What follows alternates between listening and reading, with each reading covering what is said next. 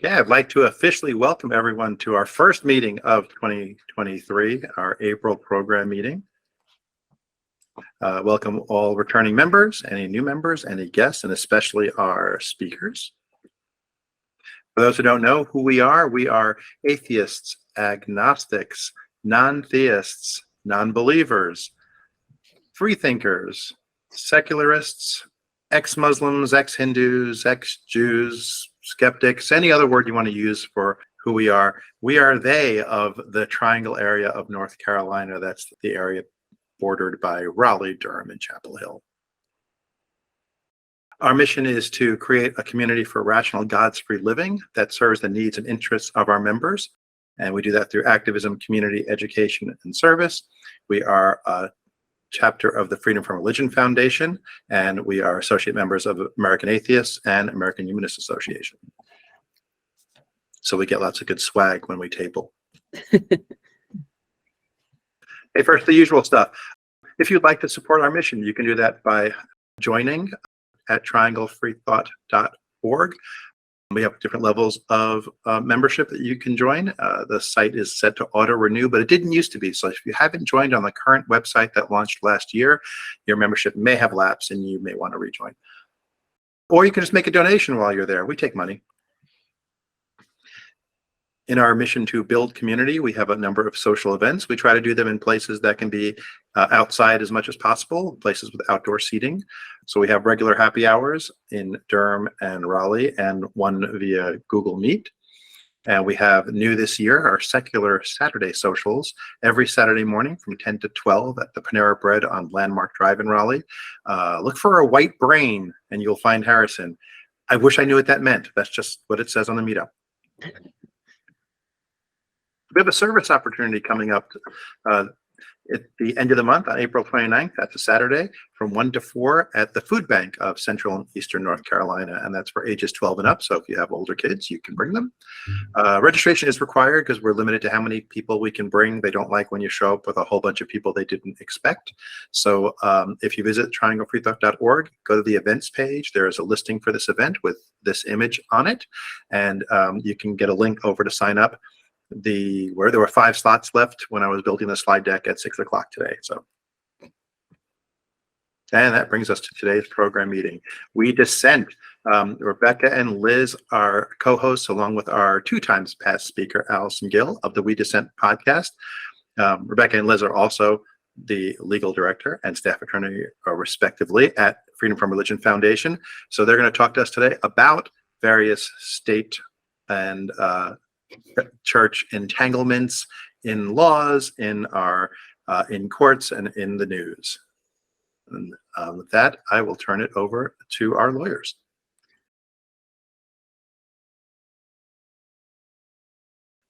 Hi, well, I'm going to get us started. I'm Rebecca. I am the legal director at the Freedom from Religion Foundation and a co-creator of the We Dissent podcast. We are really excited to be here tonight. Liz and I were both just very tickled to be invited because of your interest in our labor of love, the We Dissent podcast. And if you're unfamiliar with the podcast, the idea behind the podcast was really to elevate the voices of women attorneys who work in constitutional law, but also women attorneys who are working in this secular space. We really wanted to showcase the women behind a lot of the great work that is done to keep the promise of true religious liberty in our country. And that obviously includes the freedom not to believe. We've been at the podcast for over a year now. Even though the episodes started dropping later in May, we've been recording them for over a year. And we really hope that you are enjoying all of the episodes. They do drop on a monthly basis and are, of course, available wherever you get your podcasts. But if you're already a listener and you haven't already done so, we really hope that you go and submit a review. We love to see how we're doing. Right before this meeting we were talking a little bit, like, we're always surprised when we hear that people actually listen to the show besides us and people in our office. So we love to hear what you're thinking. And so you can go ahead and leave a review for us. So tonight we're actually going to discuss the current Supreme Court term. There are two cases that we are watching at the Supreme Court, and then we are going to discuss why we believe it's urgently necessary to reform our federal courts, including the Supreme Court. And we're going to give you a little preview of our next episode, which is dropping next week, Wednesday. We like to call it We Dissent Wednesday, and it's going to be on the issue of court reform. So to sort of start us off with where we are at this term, there was an article by a reporter and lawyer, Linda Greenhouse, for the New York Times, and she has written a lot on state-church separation and these religious liberty issues at the Supreme Court. And she recently wrote an opinion piece about one of the cases that we're going to discuss tonight, Groff versus DeJoy, that was actually just argued this morning before the Supreme Court, involving a postal worker who's refusing to work on Sundays. And there's a quote from that op-ed that I think perfectly sums up where we are at with the current Supreme Court and the legal landscape surrounding state-church separation and religious liberty issues, particularly if you are someone of a minority faith or of no faith at all. So here it is. I think she's talking about the Groff case, but I think it perfectly describes the other case that we're going to discuss, which is 303 Creative, but also any of the other cases that have come down on religious liberty issues in probably the last 5 years. So she writes, when the court doubtless rules for him later this term, the decision will signify the court's complete identification with the movement in this country's politics to elevate religion over all other elements of civil society. Whether today's Supreme Court is helping to lead that movement or has been captured by it is now beside the point. Religion is the lens through which the current majority views American society. And that really sort of sets the stage for all of the cases that we have been talking about on our podcast and we've been working on at FFRF. So I'm going to talk a little bit about 303 Creative, a case that was argued in December at the Supreme Court, and we are currently awaiting a decision on that case. That decision could come down any day. Typically, however, most of these cases that are considered the quote unquote culture war cases won't come down until later in the term, which is usually in June. So we've got probably a little bit of time, but technically it could come down at any moment now, since it was argued a number of months ago. And we did talk about this case on our podcast, but it's a good one to review. So 303 Creative is a case that was completely manufactured by an organization known as Alliance Defending Freedom. You may know this organization because they have been working on religious liberty issues for the conservative Christian right for a number of years. We first started tussling with them when I started at FFRF with legislative prayer cases. Then for a while, they moved on to abortion cases, and now they are in the anti-discrimination statute case space, and then also working on a lot of the anti-LGBTQ issues that we're seeing come up. So, and that's part and parcel of this. So they are really trying to undermine anti-discrimination laws that protect LGBTQ people. They are going to try to get the result in this case, 303 Creative, that they didn't get a number of years ago in the Masterpiece Cake Shop case. Also out of Colorado, also involving a person who wanted to refuse services to same-sex couples. In that case, it was a cake shop, a bakery, and he refused to sell a wedding cake to a same-sex couple. And the court decided that the process by which he was subjected to for the enforcement of the anti-discrimination statute was faulty, that they were discriminating against him for his religious beliefs. But the ultimate question of whether you can discriminate on the basis of your own religious beliefs was sort of left open, and that's where we get to this 303 creative case. So just briefly, the facts of that case. Lori Smith is the owner of 303 Creative LLC. It's a graphic design business based in Littleton, Colorado. She's a devout Christian that believes marriage is only between one man and one woman. So her business does not currently offer wedding websites, but she wants to expand her business to include them. And of course, because of her biblical beliefs, she does not want to design websites for same-sex couples or same-sex weddings. But also she wants to post a message on her website that says, I'm not going to design websites for same-sex couples.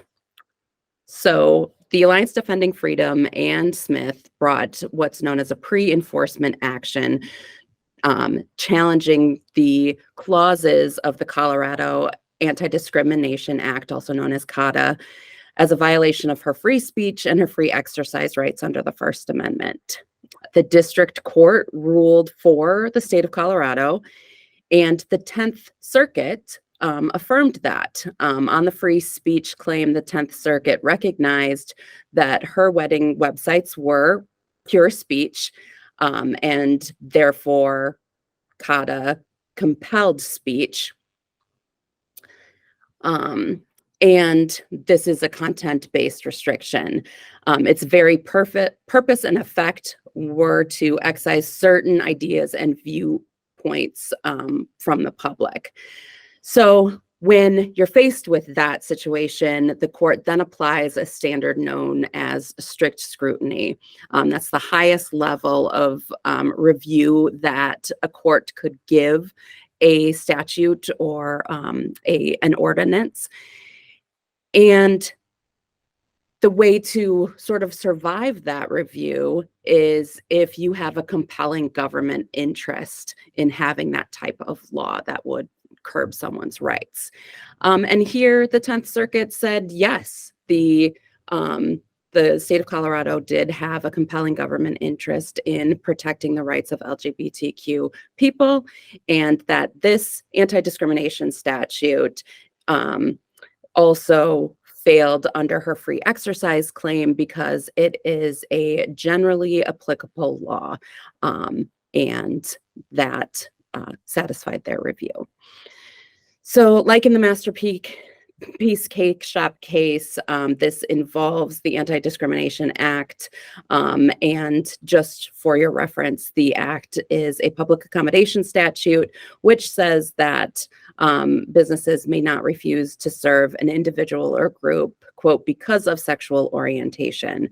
CADA also prohibits a public accommodation from publishing or advertising goods and services will be refused to that patronage. That is unwelcome and objectionable, unacceptable, or undesirable because of sexual orientation. So that piece that she was going to alert everyone on her website that she was going to not design wedding websites is a part of that CADA law. So this goes all the way up to the Supreme Court, and the issue at the court is whether the company has a First Amendment right to free speech in refusing to sell wedding websites for same-sex couples while settling the same product for an opposite-sex couple. And Smith did ask SCOTUS, the Supreme Court, to review the free exercise portion of her claims too. In particular, she wanted them to overrule a prior case known as Employment Division versus Smith that sort of talks about rules and laws that are generally applicable, do not infringe on people's religious freedom rights. She wants that to be overturned, but the court only grants review on her free speech claim. So in December, this case was argued before the Supreme Court. We discuss those arguments at length in the podcast episode. I think it was episode 14, but I'll just briefly go through what they argued. So Smith goes before the court and says that she's not refusing service based on sexual orientation of the person requesting it. She will design any sort of website for a gay patron, just not a wedding website. So she would do a birthday website or some other type of website, but she's declining the service based on the message that the work will convey. So regardless of the actual content of the website itself, the fact that the wedding website expresses approval of a same-sex marriage, that's what she is refusing to design. She argues that the service at issue is her web design services, which are pure speech, and forcing her to offer the service to gay couples is compelling her speech in a way that violates her religious beliefs. So Colorado gets up there and they say that all that CATA requires is that Smith sell whatever products or services she decides to offer anyone who wants to buy them. And that in enacting and enforcing CATA, Colorado seeks to protect a marginalized community from the harm caused by discrimination in the marketplace. And then that is a compelling interest that the court should uphold. So the oral arguments in December were a wild ride. Normally, what these cases are scheduled for maybe 90 minutes at most, and this case went on for a number of hours. And because, like I said at the outset, this case was manufactured, there's actually no case or controversy here. Like I've said, she wants to design these websites, but she's not currently in the business of designing wedding websites for anyone, same-sex or opposite couples. And so therefore, she's never refused service to anybody. And so therefore, CATA has never been enforced against her, and she's never been penalized for that. So the entire case is a hypothetical.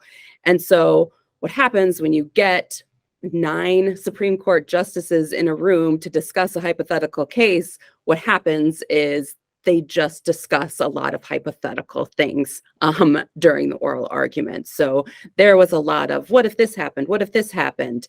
And if you listen to the oral arguments, your head might start spinning because they are saying some of the craziest things. They're talking about Black Santas and Black Santas versus white Santas, and taking pictures with children with an aura of like the It's a Wonderful Life type theme. So we're not going to have a Black Santa. And is that okay? And, talking about artistic expression in ways that just like your mind starts to spin, and you think that some of these hypotheticals that they're putting out can't get any crazier, but they do. And so, but the biggest thing that, comes up in the oral arguments is that this case is a hypothetical, and that there is no controversy, and it's not ripe, and it should not be at the Supreme Court. Like I said, she's not sold a wedding website to anybody. She's not in the business of designing a wedding website. She wants to, and she wants to advertise that she's going to refuse service, but she hasn't actually done any of that. But in the oral arguments, they're talking a lot about her website pages. And so if you're listening to that, you hear her wedding website discussed. And that's because she provided mock-ups of what the wedding website would look like if she started to engage in that business. There's also a lot of conversation around this idea of conduct versus identity and status, and whether you can sort of divorce the two. So she's saying she's not refusing service because someone is gay. She's refusing service because she disapproves of same-sex marriages, and designing a website like that would be a message that she does not agree with. And that's the big problem in her mind. But so one of the examples that they talk about in the oral arguments is that she would allow a gay father to buy a wedding website for his daughter to marry a man, but she would not design a website for a father to buy a wedding website for his son who's marrying a man. And that's the difference. So she's not, it's very weird and it's really hard for me to wrap my head around, but she is saying, I'm not discriminating against the person. I'm just discriminating against like their conduct, which is different. And so, but as we all probably know, because we're rational and logical people, it's impossible to divorce the conduct from the identity and the status in this case. There are not people who are getting same-sex married unless they are gay. So they're intertwined, and you cannot divorce that. And to do so is a lot of semantics, mental gymnastics, and that's something that the court really has to grapple with in coming up with a decision for Lori Smith. The other thing that's really interesting about this case is, unlike some of these other cases that we've seen on discrimination, there's actually no couple being discriminated against. And so we talk about this on the show, that this was really sort of artful storytelling by the Alliance Defending Freedom. There's nobody really to sympathize with on the other side of this. Like in Masterpiece Case Shop, I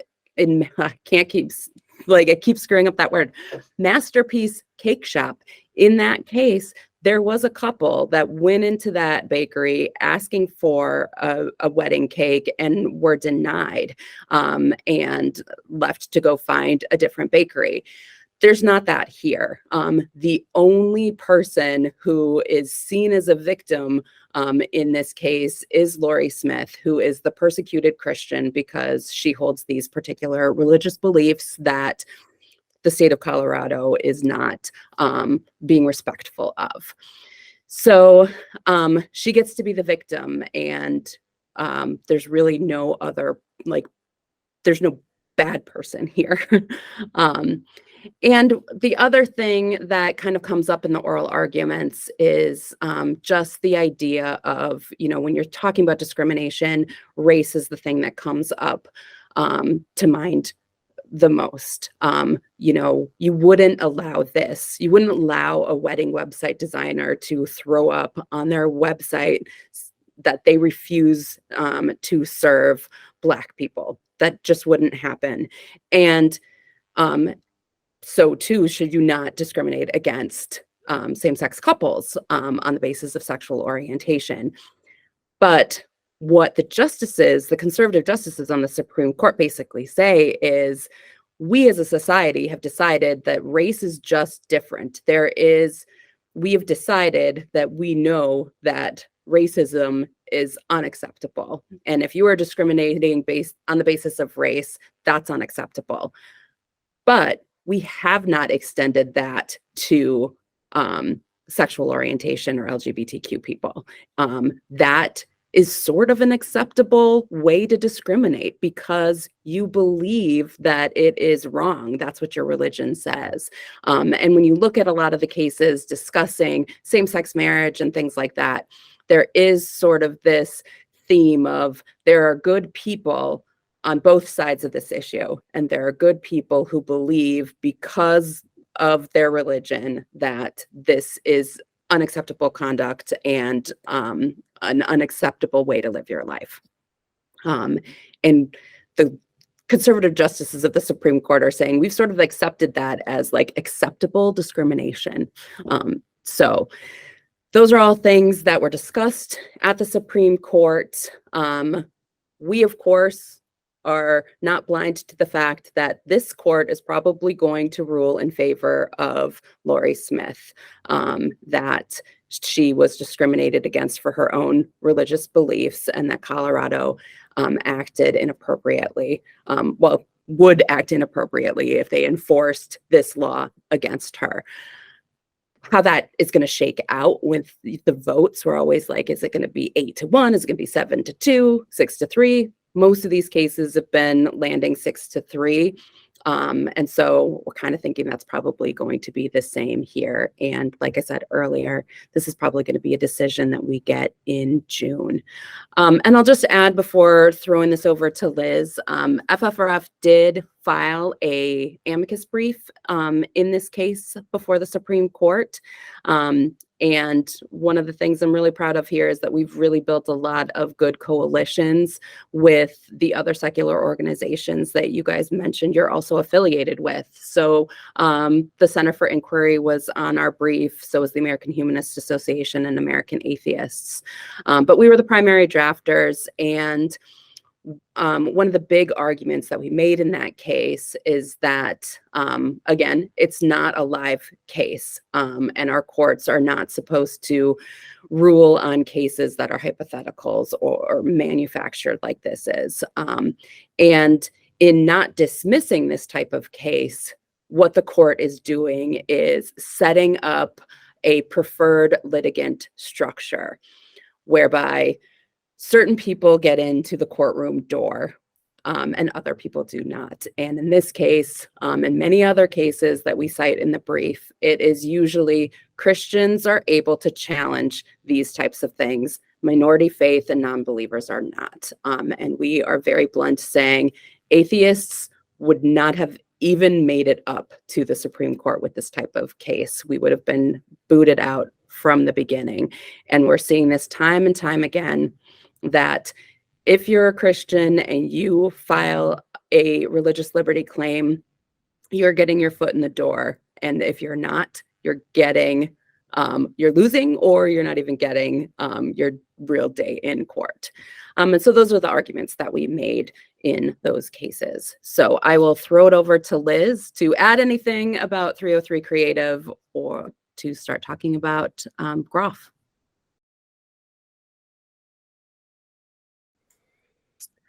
So I'm going to jump into Groff. I'll just say on the note Rebecca ended on, if you're looking for our podcast episode on the 303 Creative case, if it's episode 14, whatever, the title is "This Case Should Be Dismissed," because that is basically the primary takeaway for how manufactured some of these cases are that are pushing and pushing to further favor conservative Christian litigants in civil society, in, you know, legal life, like under these anti-discrimination laws. So check that out if you want to hear more about that case before the ruling comes down soon this summer.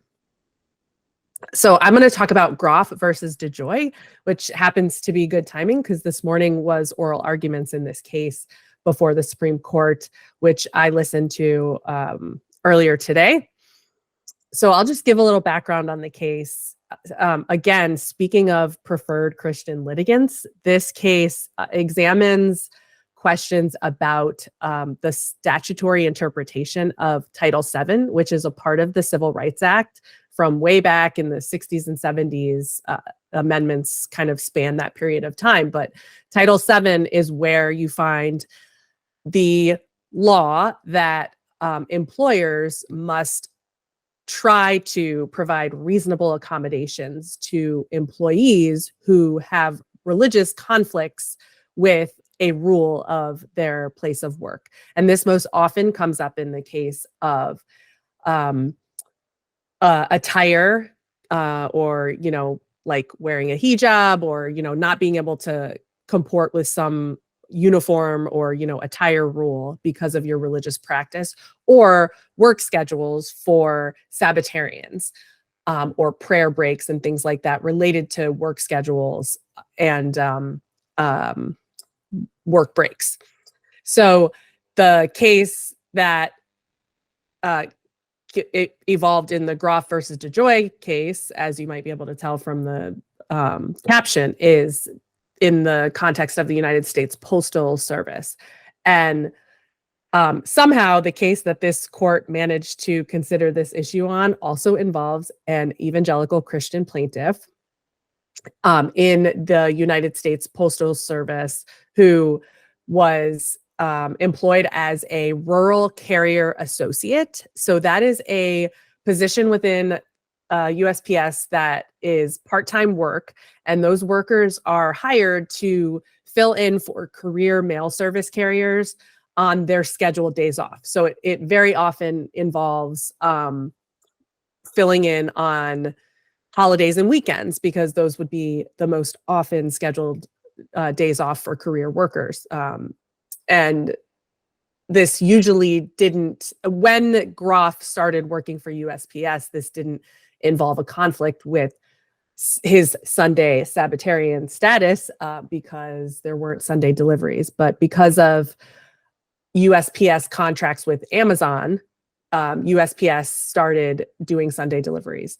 And Groff, as an evangelical Christian, believing Sundays were meant for, quote, worship and rest, refused to work any part of any Sunday. So he requested an accommodation, which the USPS sought to fulfill by scheduling coworkers to either swap shifts with Groff or by just scheduling them for all the Sundays that would be worked by Groff. So this became more and more difficult because after transferring to different post office locations, he was at a really small station with only a few employees, I think 3 or 4. And his continued refusal to work Sundays, including through the holiday season, started creating a lot of disturbance and disruption to his coworkers. And it contributed to one employee transferring, one employee quitting, and one employee filing a union grievance because a lot of the scheduling interfered with or went against collective bargaining agreements. So USPS ultimately determined that it could not continue to accommodate Groff because this was causing an undue hardship to the conduct of the business. And that language, undue hardship, is from Title VII, because Title VII says that employers have to offer reasonable accommodations to employees with religious conflicts unless doing so would create an undue hardship on the conduct of the employer's business. And so that is the statutory language that is being analyzed in this case. So the initial interpretation of that undue hardship standard came from a case way back in the 70s called TWA versus Hardison, and it set the standard as the language used was anything more than a de minimis cost.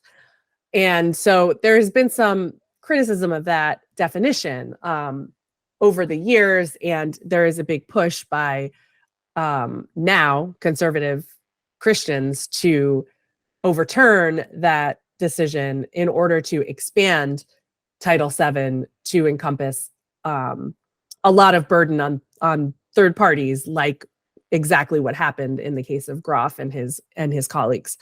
So this case went to the Third Circuit Court of Appeals, which ruled that Groff's chosen accommodation, which was never being scheduled to work any part of a Sunday, did place an undue hardship on the Postal Service, and in part because of how burdensome it became for the other employees at his postal station. So again, Rebecca mentioned the Alliance Defending Freedom as the conservative Christian legal outfit that was representing Lori Smith in the 303 Creative case. Groff is represented by First Liberty, which is another one of these Christian legal outfits. They also represented Coach Kennedy in the Bremerton case that came down last year, undermining our Establishment Clause rules in public schools. So again, the issue that the court, of course, the Third Circuit Court of Appeals rules in line with this longstanding case law from the 70s, explaining how to analyze undue hardship and finding that the hardship on the business of this particular post office was really significant. There were great burdens to all of the other employees, including the postmaster, who had to deliver mail when shifts couldn't be covered because there were only 3 other employees to share the burden of Sunday deliveries for all time. So the Third Circuit ruled correctly in favor of USPS as having established that an undue hardship resulted from the accommodation, and therefore USPS was not in violation of Title VII for refusing to continue with providing that accommodation. So what Groff, the plaintiff, is asking the Supreme Court to do is overrule the TWA versus Hardison case, that more than de minimis burden standard. And they're specifically asking in their briefing that the court hold that burdens on third parties, like other employees, cannot establish undue hardship that's required by the statute, that it requires something more than just burdens on other people, like your coworkers. And of course, the Supreme Court agreed to hear this case, which is a bad sign, because obviously they are spoiling to expand Title VII exemptions to favor religious employees in just this way. We've had a lot of dissents from denials of review from at least three of the justices, Gorsuch, Alito, and Thomas, over the years, just, fervently arguing that the court should take a case to do exactly this.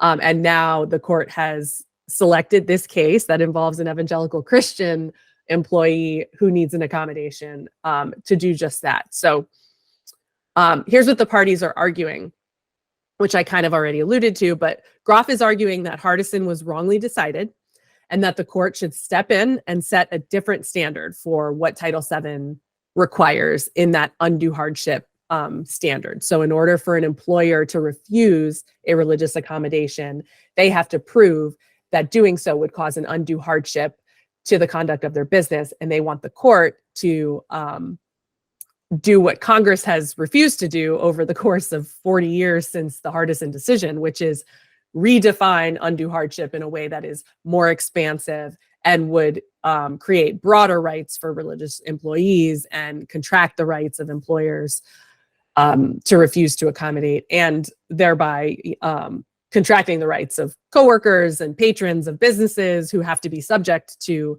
whatever the conduct is that's being requested by the employee.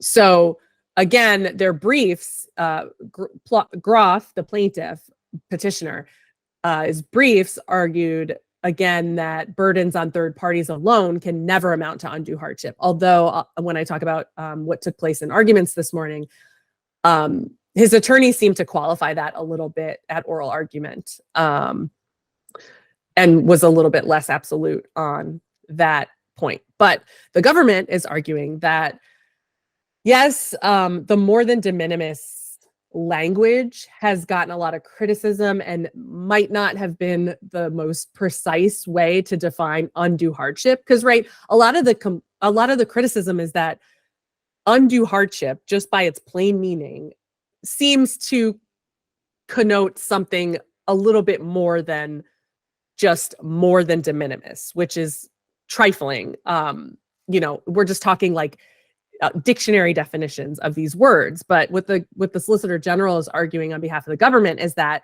yes, that language might not be very precise, but the court, even in the Hardison case, used other language to describe the cost and the burdens necessary for employers to deny religious accommodations.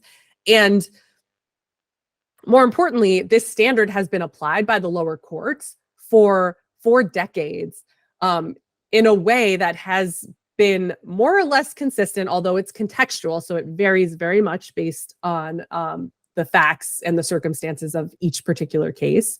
And courts have applied this in a way that has provided plenty of protection for religious employees. So overturning it would upend 4 decades of employment law, creating a lot of uncertainty in both the business community and in law, and for no real reason, because there's not a ton of confusion, or there's not like a epidemic of employers denying religious accommodations left and right. Like, there are plenty of protections in workplaces for people seeking a true religious accommodation when their work is conflicting with their religious practice. So at oral arguments this morning, like I said, the petitioner kind of backed off a little bit from the absolutist position that they briefed, which was that third parties burdens on third parties can never be sufficient to satisfy undue hardship.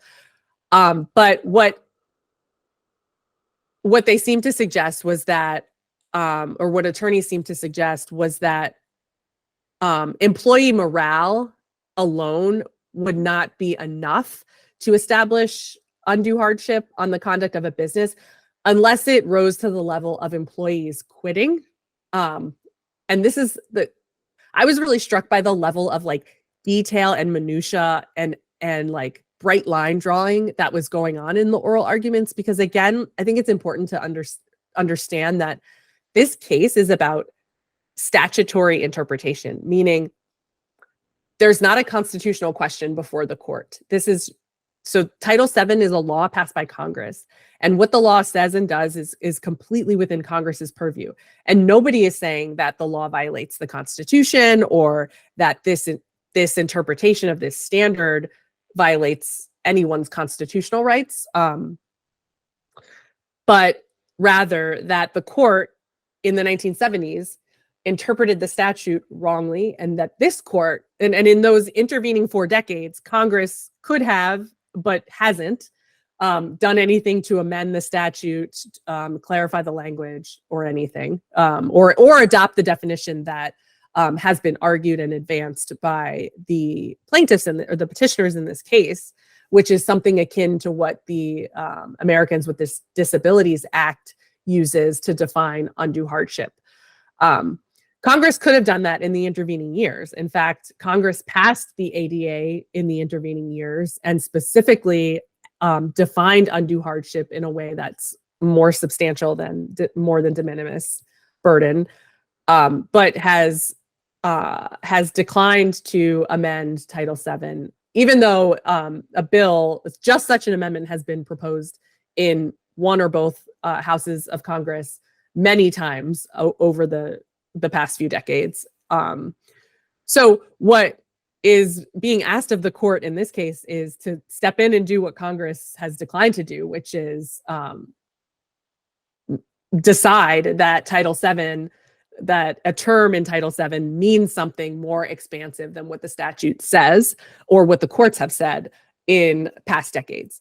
So that is really striking, and that was discussed somewhat at oral argument by both the justices and the parties. And so that was a little bit encouraging that at least that was a subject of discussion and something that some of the justices focused their questioning on, especially Justice Kagan. But it was obviously no impediment to the petitioner's attorneys who are arguing that the 70s case was so egregiously wrong that the court has to step in and give this more expansive definition of undue hardship.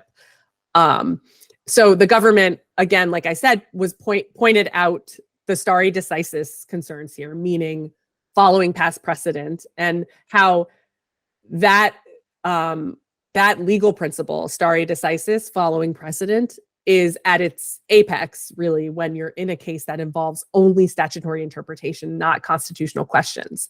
And that the court should exercise restraint here, since Congress has paramount power over this question and has been perfectly capable and has not been willing to do what is being asked of the court here. And again, of course, for the stability in the law and the certainty of or for both courts and businesses that have been applying this and abiding by this standard for decades. So, predictions. Oral arguments had a lot of sort of food for thought, but I personally think, and I think we probably mostly agree, that the case was taken by the court because the court wants to do something different than what the Hardison case did in the 70s. So the case is pretty much teed up to overturn that precedent, TWA versus Hardison, and do something different than the trivial or de minimis cost standard. It's not clear whether the court will adopt a different standard and substitute that for what was decided in the Hardison case. But the court is definitely, I think, poised to use this case as a vehicle for expanding somehow the rights of religious employees when they're faced with this conflict between a rule of work and a religious obligation, and contract the ability of employers to refuse those accommodations, and thereby, sort of contracting the rights of the rest of us employees and third parties, not just employees, but patrons, in the context of businesses. And just on that note, when Rebecca was talking earlier, I think it was Joel in the chat that posted about a nurse from CVS who was fired for not dispensing probably birth control, something, some sort of reproductive health pharmaceutical, birth control or morning after pills, and was fired by CVS for refusing to do that. And that case, just like the case that the court heard this morning, is about Title VII. The nurse in CVS is claiming that the employer violated her rights under Title VII by refusing to grant her preferred religious accommodation, which was, something that took her out of having to dispense the medication that she objected to.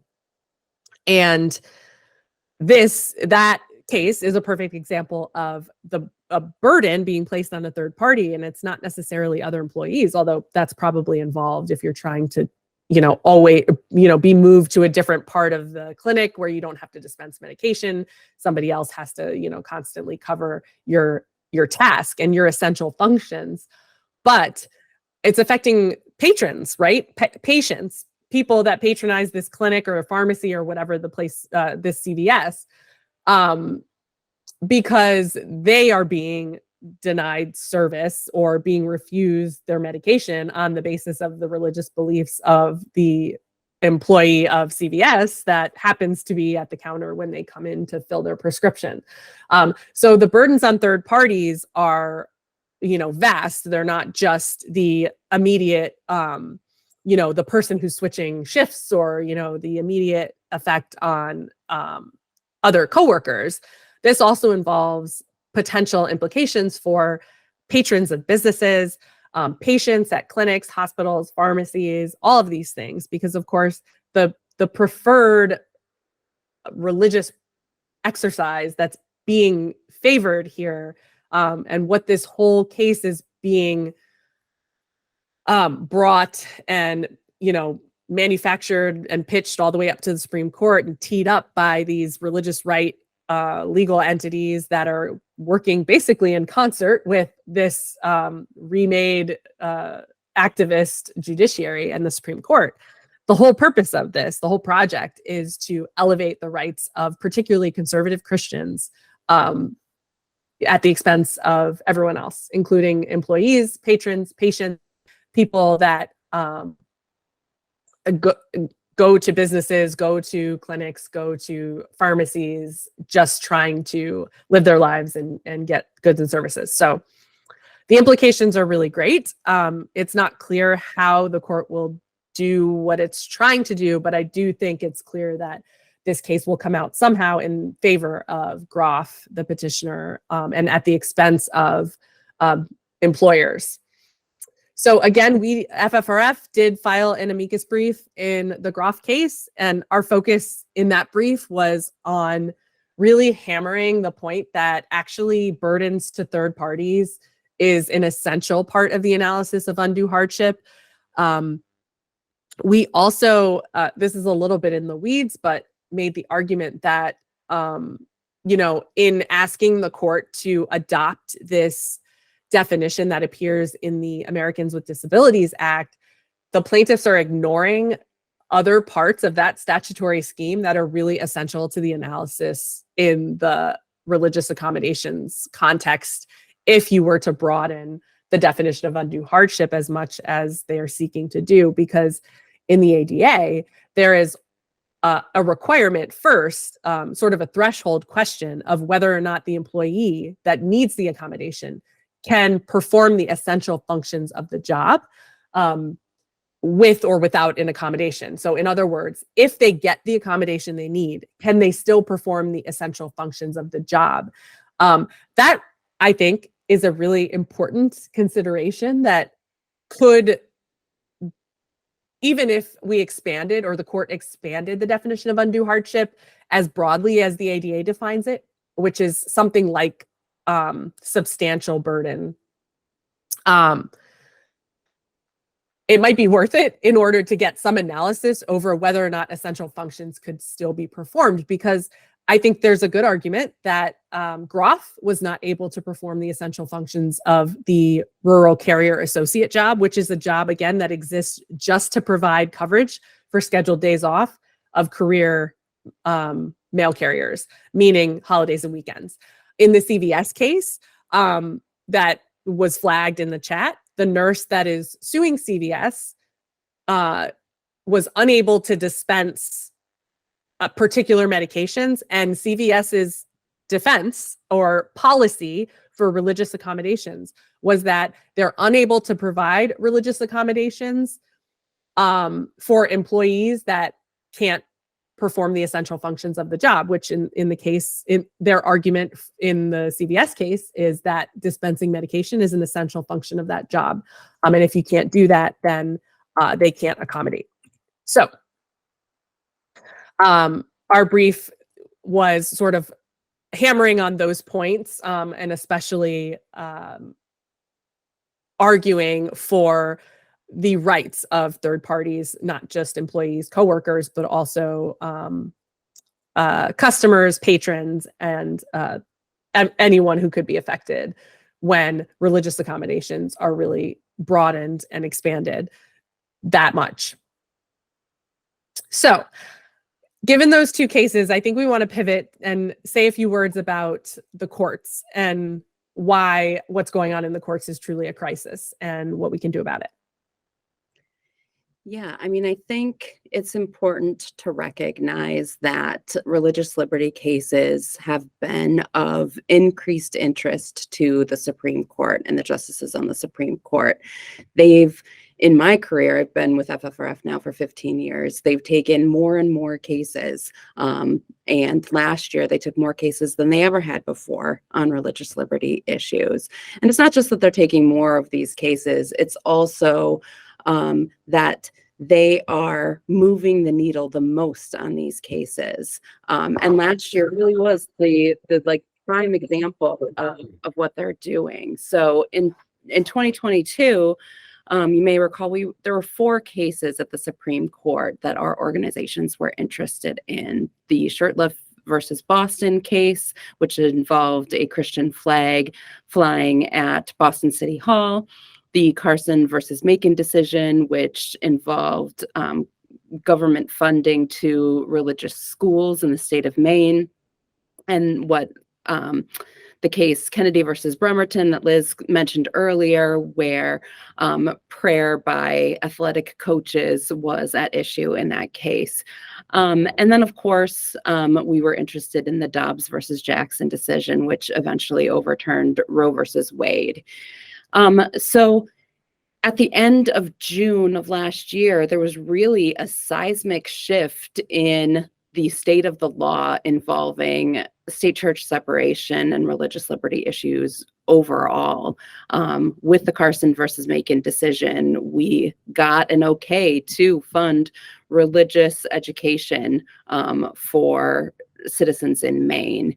And we had the Lemon test, which is the test that was developed in the 1970s. Again, it's one of these cases that has been our law for decades.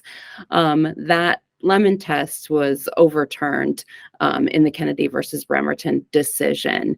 Now, technically, they didn't actually overrule it, but they basically did away with it. And so it's effectively overruled. And again, that was in the Kennedy case where the court basically said that personal prayer at the football games by Coach Kennedy was okay, even though we know the reality of the situation was he was praying at the 50-yard line in the presence of students and inviting other people to join him. There was nothing private or personal about it, but the court upheld that practice. And so there's a lot of things that we've worked on for decades that are now sort of in flux, or things that we cannot challenge anymore. And this is really a result of the Trump administration and what they did to the federal judiciary. I feel like I'm probably a broken record when I talk about this issue because I say the same things over and over, but it really bears worth repeating. The courts have been captured by Christian nationalists. Trump, with the assistance of Mitch McConnell, was able to appoint 1/3 of the federal bench. And of course, that included 3 Supreme Court justices during his time as president. In 4 years, he was able to radically change our federal judiciary and appoint more justices than the previous presidents who had 8 years, 2 terms. So the profile of these judges is what you would think it would be. They are young, white, male, and they are really ready to toe this Christian nationalist line. They are eager and willing to take these cases, despite the fact that they shouldn't be. They are willing to sort of discard all of the legal rules and procedures that Liz and I learned in law school about when a court should take a case and how it should decide it. They are overlooking a lot of that because they are really seeking to impose a certain worldview and view of the law onto the American people. And our courts have been packed. And if you are a person who cares about true religious liberty at all, state church separation, or really any sort of civil rights issue, then you need to care about court reform. The fact of the matter is that every single issue that you care about, including state church separation, every single issue that you care about is going to go before the court. They are emboldened and they're taking these cases, and this is all part of a larger plan that they have developed over decades, and they have friendly ears right now, and they're getting what they want. And the only way to fix this is to rebalance and add seats to the Supreme Court and the lower federal judiciary. I don't know if you want to take over some of the court reform efforts that we at FFRF have embraced, Liz. Yeah, so I'll just jump in and make a couple more points on this. And then if everyone has time to stick around, we'd love to hear questions or comments if people want to start thinking about that and adding to the chat or whatever. But what I just want to say is what we mean by court reform and what FFRF embraces in terms of the efforts towards court reform. And like Rebecca mentioned, adding seats to the Supreme Court is an effort. It is considered one of the sort of pie in the sky and not likely to happen, and has a lot of naysayers, but it's really important to organizations that are working to restore legitimacy to the court, and FFRF embraces it because like Rebecca said, there's a crisis in our courts, and it's not just ideological. It's anti-democratic. The institution of the court has become compromised. It's become a threat to democracy and a threat to secularism, of course, but a threat to secular democracy is, I think, the more important piece. And so even though there are a lot of reforms that we need that are short of adding seats to the Supreme Court, the only reform that will really address the immediate crisis that faces our democracy because of how corrupted the court has become is adding seats. Am I feeding back? I can hear myself. No. Okay. So, besides adding seats to the Supreme Court, there's a few bills. One is called the SCIRT Act, which is the Supreme Court Ethics, Recusal, and Transparency Act. And that would require the court to adopt a code of ethics and develop transparency standards and disclosure requirements. You may have noticed some headlines in the news recently about Clarence Thomas, Justice Thomas, and his, lavish gift accepting and his failure to disclose lots of financial transactions that have happened that cast doubt on his impartiality.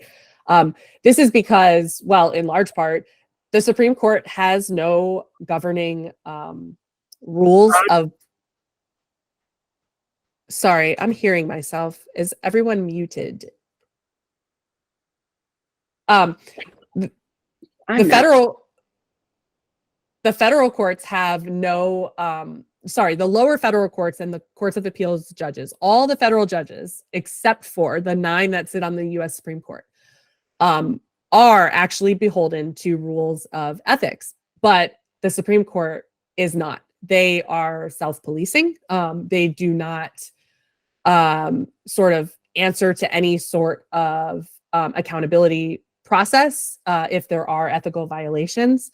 So the bare minimum of a reform that we could adopt that would help restore legitimacy to our court would be a code of ethics and an enforcement mechanism. So court expansion involves there are some bills that have been introduced to affect court expansion, the Judiciary Act, the District Court Judgeships Act. That would this is talking about expansion of the number of judges on the federal bench writ large. So 4 judges added to the Supreme Court is what we have embraced, that has been proposed by groups that are working on court reform, and that has been settled on as the number that would be required to restore ideological balance, and also would reflect the number of judicial circuits in the country, 13.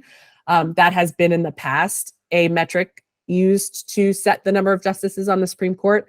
As the number of circuits has grown, our seats have not grown. And one last thing I want to just respond to is that a lot of the pushback and the naysaying that we hear about court reform, we like to sort of answer some of those concerns, because I think it's really overblown, the pushback against any type of Supreme Court reform, because we've all sort of been like brainwashed to think or to believe that reforms to our Supreme Court or our federal courts is somehow radical or once in a lifetime. But really, the Supreme Court itself has been expanded historically. Like I said, it has been expanded to reflect the number of circuit courts. Court packing has already happened. That's a different issue. But the Supreme Court has changed. The number of seats on the Supreme Court has changed 7 times in our nation's history. So this is not something that hasn't been done. It's not historically anomalous. And it's not something that is outside the power of Congress to do. It is a normal constitutional check on the Supreme Court that the legislature holds. So more importantly, like I said before, it's an absolute necessity to protect our democracy. So when people say, oh, like if we do this, then, other partisans, when they're in power, will do the same thing and then it'll be out of hand, or you're just mad because the court is not giving the outcomes that you prefer. While that's true, this is not just a response to bad outcomes or ideologically disfavored outcomes by a certain group of partisans. This is about the threat to democracy that is a project of this court and the people that have plotted to put this court in place. So the embrace by the court of gerrymandering, or the blessing of partisan gerrymandering, which is completely anti-democratic and that is part of the project to keep minority rule, the law of the land in so many states. The killing or the dismantling of the Voting Rights Act, which is basically about to get the final nail in the coffin soon. It already has been weakened to the point of rolling back most of the gains that have been made by its existence. And the consolidation of power that the Supreme Court has given itself by both ignoring procedural rules to hear cases like Rebecca was talking about. There are these cases that don't have standing, right? They're manufactured. They shouldn't be before the court. But the court has ignored a lot of procedural rules and jurisdictional restrictions in order to get before it the cases that it wants to hear, and make the rules that it wants to make. That's a way of consolidating power, but also in its doctrine, right? The courts have been, or the Supreme Court has been discarding left and right? We saw it in the Dobbs case. We're going to see it again here in the Groff case, discarding precedent that has in a lot of cases been longstanding, just tossing out doctrine in order to put into place these new tests that usually rely on some sort of tradition and history test, that are designed to be completely malleable, to give the courts outsized power to make policy outcomes that it prefers in all of these cases. So that's another way of consolidating power, by changing the doctrine to rely less on case law, stare decisis, logic, and rules of law, and more on these malleable tests and history and tradition, and puts more and more power in the hands of the Supreme Court to decide these issues at their own policy preferences. So this is absolutely vital to secularism and to democracy, and so we always encourage everyone to think about it, learn about it, support FFRF in our efforts to support and educate about the need for court reform and restoring the legitimacy of our courts. And on that note, I'm plugging again our next episode of We Dissent. It drops next Wednesday, and it is about this topic on the 26th. Check it out. Our guest joining Allison, myself, and Rebecca is Katie O'Connor. She is an attorney at Demand Justice, and they are an organization that is working to restore legitimacy and balance to the federal courts. And yeah, don't forget to follow us on our socials, Facebook and Twitter, and online at we-dissent.org. And with that, I think we should take questions or comments, or if everyone just wants to go eat dinner, that's fine too. So I'm going to abuse my privilege and do my question, which was, if we did get ethics reform for SCOTUS, who can enforce them? The answer, I guess, is it depends on what was adopted. But as a model, there, like I said, the rest of the federal judiciary is bound by a code of ethics. And so that would be a good place to start in terms of how it's enforced. And again, so by the words of the Constitution, federal judges do serve for, or while they're in good behavior. So one thing I didn't mention that is a good idea, that is a part of court reform proposals, is term limits. So the way of doing that and the ways that these would be challenged is a whole conversation, but all that was to say that the way that we enforce our ethics rules on the federal judges to whom they already apply is still a little bit, I think, unsatisfying. It's not so easy to just remove a judge from office, but there is an enforcement mechanism in those codes of ethics. And I mean, you could just Google like Federal Judicial Code of Ethics, and you'll see there is a whole canon of rules, and they're very detailed and strict, and then there is a process by which judges can be kind of called to account for their unethical behavior by or held to account for by the rest of the judicial, I forget what the group is called, Rebecca, that gets to, it's like a conference, judicial conference, that gets together and makes these rules. And so things like being censured or like officially disciplined, these things can happen. And it just creates a process for investigating and finding fault with judges. And it's just sort of a public accountability, if not, actual punishment, although judges can be impeached. And a first step towards, finding fault and accountability with judges and justices is having rules that we can investigate and evaluate whether or not their conduct violates. So there's also just this, there are at least 50 examples of enforcement mechanisms around our country, because we have state courts that also have rules of professional conduct and judicial conduct, and they have independent agencies or offices that do investigations into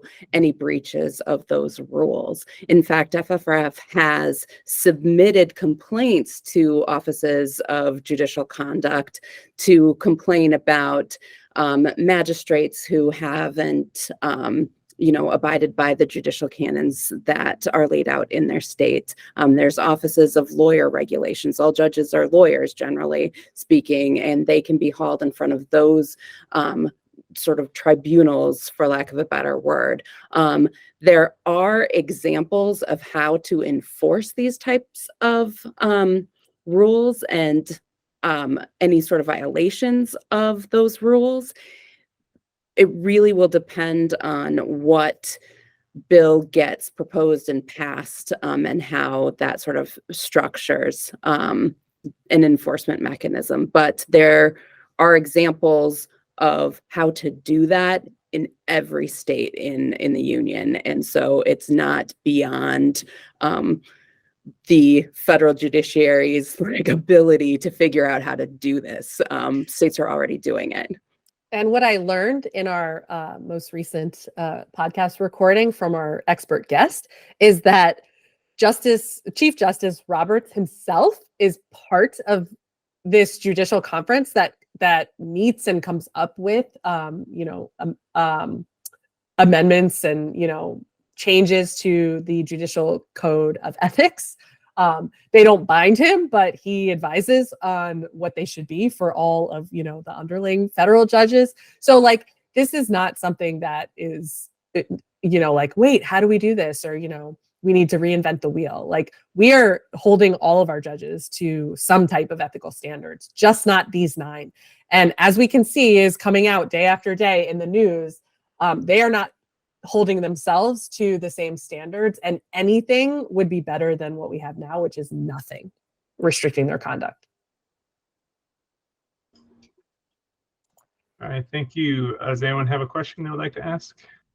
Yeah, this may be too esoteric to answer off the cuff, but the Constitution says that federal justices hold their office as long as they're in good behavior. Has office been defined as being specifically on the court that you are, or could it be that the Supreme Court is rotated and you're on it for a term, then you go back down to a lower federal court where your regular office is, and so you're there for life, you're a justice, but you're not on the Supreme Court for life? Yeah, so I think that is one of the sort of creative proposals that has been put forth, if not in legislation, then by some of the court reform groups. I think there's an argument to be made. There are arguments being made by court reform groups that there are ways to put term limits on justices on the Supreme Court and in other federal courts without running afoul of that constitutional language, that there are good legal arguments as to why some of those efforts would and could be consistent with that constitutional language. There's a bill that was introduced, and I don't remember the name of it, but listen to our podcast and you'll hear us talk about it. You'll hear Katie talk about it.